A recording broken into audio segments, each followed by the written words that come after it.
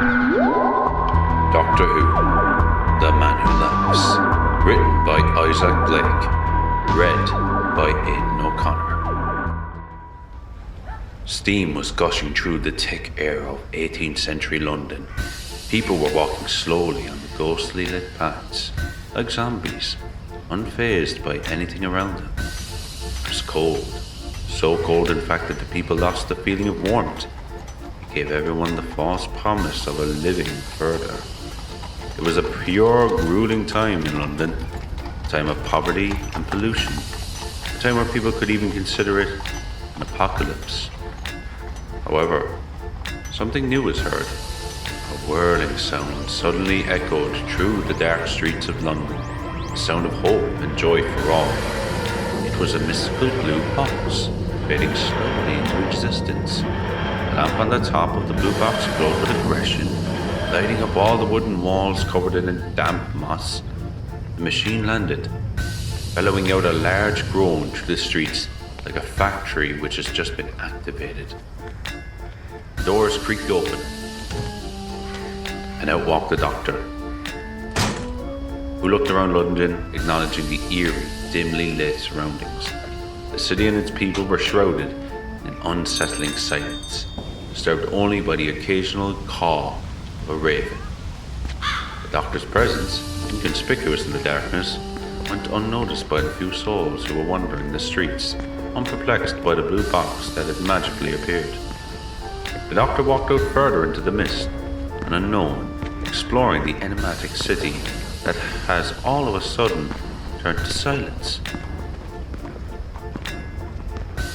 However, just as he was about to cross into the next street, he stumbled across a crumbling poster on a decaying wall, announcing a peculiar event: the grand performance of The Man Who Laughs at a long-forgotten open-air theatre.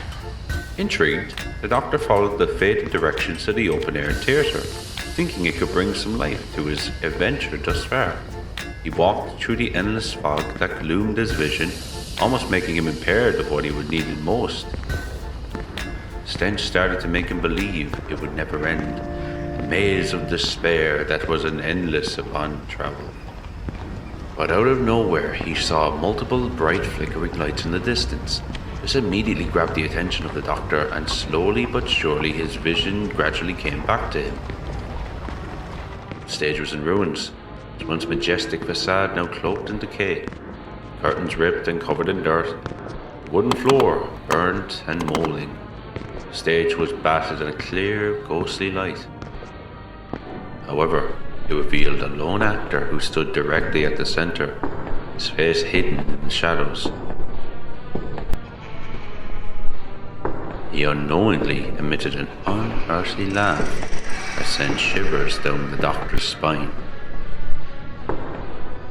The audience, unseen spectres in the gloom, watched in strict attention, their faces bearing expressions of dread and fascination, as they were unfazed by anything except the lone actor. The Doctor looked around, noticing the trance people were in. It was inhuman, unnatural. The Doctor then looked back towards the stage. The actor's performance was a mesmerizing dance of despair and agony. His laughter, an art form of a haunting melody of suffering. The further the performance proceeded, the more people would look away in fear and terror.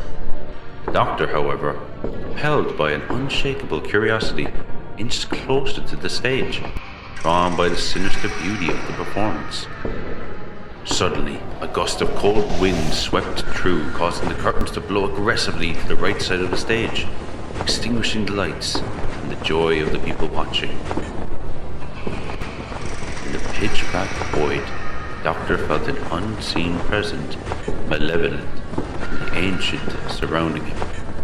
Light tiptoes were heard on the stage, reacting to the sharp wooden floor. The actor was nowhere to be seen. He was completely submerged in the darkness. Bored and tiresome, the audience grew impatient of not being able to see through the dark, and excitement led them astray from the performance, leading them back towards their ruined homes. This left only the Doctor to remain, who started to become more anxious of the performance. The The tiptoes were gradually fading into the shadows, making the doctor have a sense of calmness and a slight ease. But suddenly they became louder and louder, as if the actor was right in front of him. Out of the dark, the actor's grotesque face launched out of the shadows, leaning in right in front of the doctor. The smile was consistent. The eyes glared upon the Time Lord without even blinking. The monstrosity of the man scared the doctor ever so slightly. And ironically, the light started to flicker. It made it difficult to see the actor. The doctor was at front stage, so the actor kept performing. The doctor saw the pain the man was enduring currently. All of the audience had left, leaving only him on stage, and the only person with a sense of compassion to watch. However, as the lights kept flickering, this led the true nature of the actor to appear.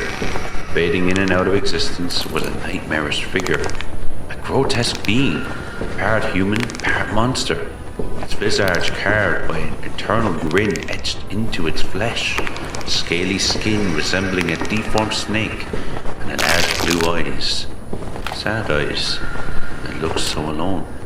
The doctor climbed up on stage and stood directly in front of the creature. It stopped performing and looked down in shame and disgust. No ounce of remorse was given from the humans for them to stay, leaving the creature embarrassed and isolated from the world around it. The doctor then raised out his hand towards the creature, a sign of friendship and kindness of which the creature may have never experienced before. The creature extended its claw, driven by an unspoken bond, placed their scaly hand in his palm. That fleeting connection, the doctor experienced a torrent of memories of anguish, suffering, and a dark experiment that gave birth to the creature, of which its ruler had changed his life entirely. Out of grief, the creature has never grown up the same, becoming a laughingstock for those around it. As the vision dissipated, the lights turned on fully, leaving the creature to morph back into the actor. The performance concluded with a final, chilling laugh that reverberated through the streets of London. But as he was laughing, a tear was shown to run down the actor's eye. The doctor, burdened by the weight of shared memories, comprehended the true horror behind the man who laughs. A misjudged character who was changed without choice. The doctor had experienced this sort of thing before, felt every ounce of sorrow for the creature. With a solemn nod, the doctor reached into his pocket and pulled out a pouch of old coins. He threw them up in the air and posed as if it was his performance, then handed it towards the man who laughs. He struggled to take the money. He reached the doctor's hand and shook it excitedly, as he was filled with joy. The doctor then departed from the stage, knowing that some stories are destined to be left, whilst others best to be understood and told. The Time Lord headed for the exit. He looked back once more as he saw the actor bow in front of him, with the constant grin on its face. The doctor gave a slight smile back as he headed into the glooming smoke of London. The man who laughs stood on stage admiring the money and thankful of the kindness he was finally given, as it was something that he had never experienced before.